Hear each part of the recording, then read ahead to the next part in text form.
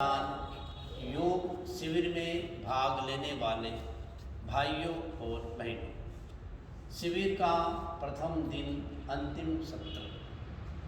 अभी आपको प्रशिक्षण दिया जा रहा है स्वास्थ्य से जुड़ी बातें, जिसमें कुछ मुद्राएं और मंत्रों के बारे में उपाय बताए जा रहे हैं।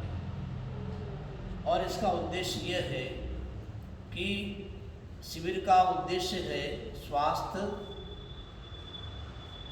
शांति और संतुलन। तीनों चीज़ हमारे जीवन में जरूरी है। स्वास्थ्य भी जरूरी है। आज इस बीमारी के युग में अनेक तरह की बीमारियां आ रही है और आने वाले समय में ऐसी ऐसी बीमारी आएगी जिसकी हम कल्पना नहीं कर सकते। इसके पहले की बीमारी आए हम बीमारी से बच सकते हैं। एक तो होता है कि बीमारी आए और बाद में उपाय करें। एक होता है कि आग लग गई अब कुआं खोदें, और एक होता है कि बीमारी आने के पहले ही उसका उपचार ढूंढ लें। तो आने वाले समय में जैसे समय आ रहा है, पांचवा आ रहा है, तो कई तरह की समस्याएं आने वाली है, ऐसा हमें प्रतीत हो रहा है।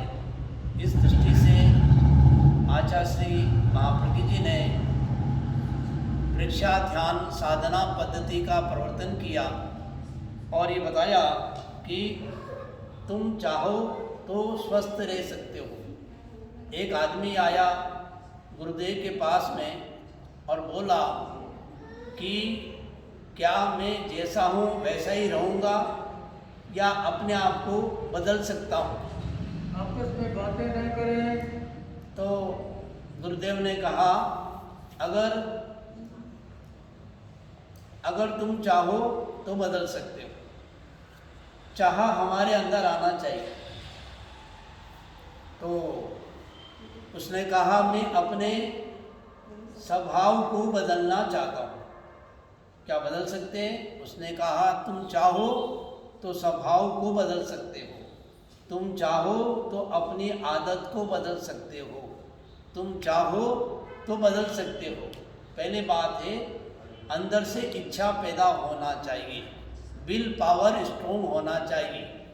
तो हम सबसे पहले आज पहले दिन स्वास्थ्य की बात करते हैं।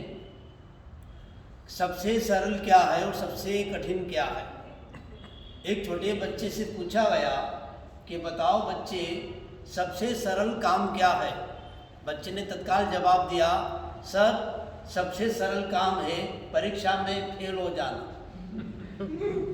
और इतना सरल है, इसके लिए कुछ भी नहीं करना पड़ता, न स्कूल जाना पड़ता, न होमवर्क करना पड़ता, न टीचर की डांट सुननी पड़ती, न माँ बाप की कोई फटकार सुननी पड़ती, कुछ भी नहीं करना पड़ता। इतना सरल है परीक्षा में फेल हो जाना। एक योगी से पूछा गया कि बताइए सबसे सरल काम क्या है? योगी ने कहा सबसे सरल काम है बीमार हो जाना। सावधानी हटी और दुर्घटना घटी।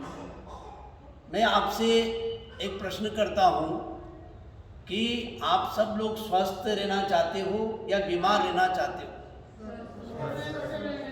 आप लोग स्वस्थ हो कि बीमार हो? बोलो, आप लोग बीमार हो या स्वस्थ हो? अभी दोनों हैं। अगर आप ये कहेंगे भाई हम बीमार हैं, तो बीमार आदमी से फिर क्या बात करें? आप बोले हम स्वस्थ हैं, कि बीमारी की क्या बात करें? इसलिए मालपूज जी ने सोच के जवाब दिया कि हम दोनों, यानी पूर्ण रूप से स्वस्थ नहीं है। कोई शरीर से स्वस्थ है तो मन से बीमार है, मन से स्वस्थ है तो तन से बीमार है, तन से भी स्वस्थ है, मन से भी स्वस्थ है तो भावना के स्तर पर बीमार है। तो हम सर्वांगीण स्वास्थ्य की बात कहते हैं। स्वास्थ्य की छोटी सी परिभाषा है, स्वस्मिन् तिष्ठति इति स्वस्थः, अर्थात अपने स्वभाव में रहना स्वास्थ्य है। आदमी दूसरों के स्वभाव में यानी परभाव में रहता है। जैसे क्रोध करना हमारा स्वभाव नहीं है, शांत रहना हमारा स्वभाव है, तो अपने स्वभाव में रहना। तो स्वस्थ शरीर से स्वस्थ रहने के लिए क्या करें? नंबर 1, सीधा बैठना। पहला पाठ है ये, क्या बैठने की कला, सीधा बैठना। बहुत से लोग बैठना भी नहीं जानते, झुक के बैठते हैं, सहारा लेके बैठते हैं।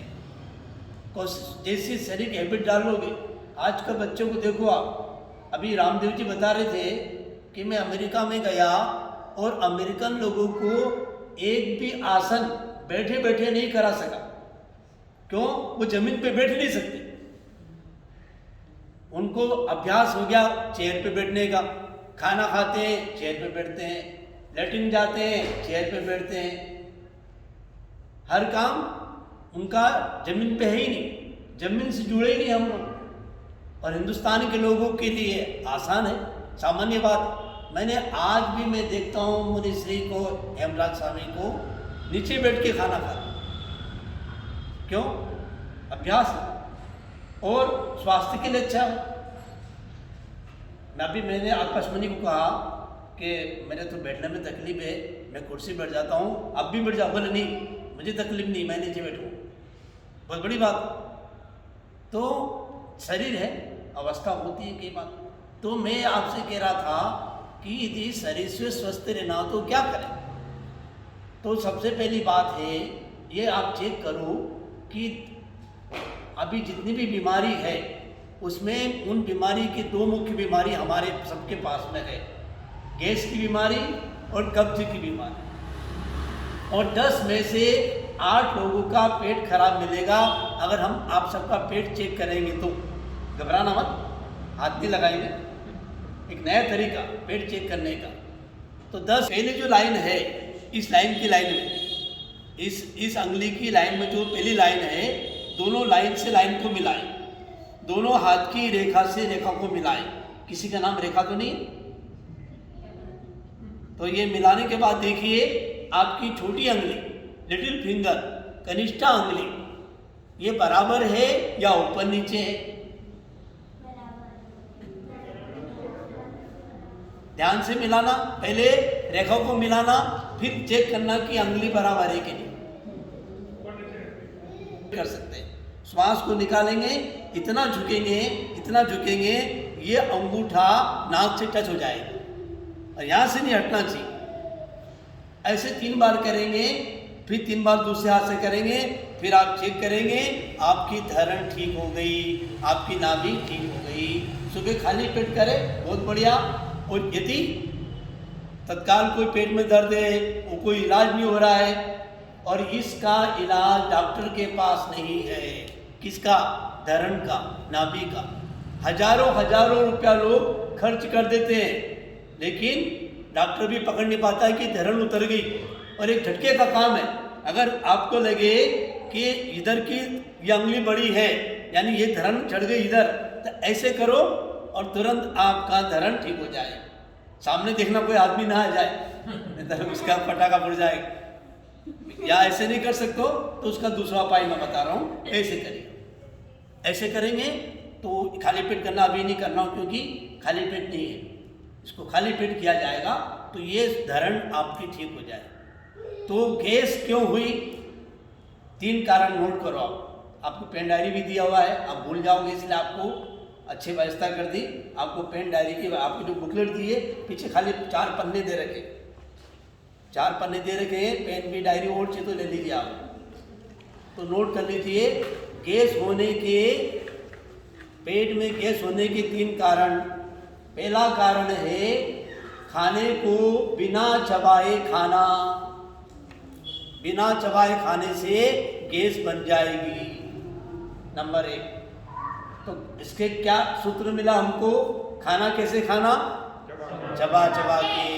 हम खाना कैसे खाते हैं? दबा दबा के। जो दबा दबा के खाएगा वो दवा खाना जाएगा, और जो जिमने जाएगा, मुझे देखना, जिमने ऐसे, जो जिमने जाएगा वो जिम जाएगा। समझ रहे आप? तो हमारी सारी जीवन शैली एक दिन का, सुबह का, मनुष्य का होगा, 5 सूत्रों में आएगा कि अपना भोजन कैसा होना चाहिए। जैसे आज सुबह बताया विस्तार से भावुक क्रिया के बारे में, कल बताएंगे आपको प्रतिक्रिया के बारे में, फिर एक दिन बताएंगे मैत्री के बारे में, और एक दिन आएगा भोजन के बारे में, फिर एक दिन आएगा मौन के बारे में। 5 दिन के 5 सूत्र हैं। तो रात के समय में मैं आपको 5 दिन अलग अलग विषयों के बारे में ऐसी जानकारी दूंगा जो आपको जीवन भर, आज नहीं तो कल, कभी भी काम आ जाए।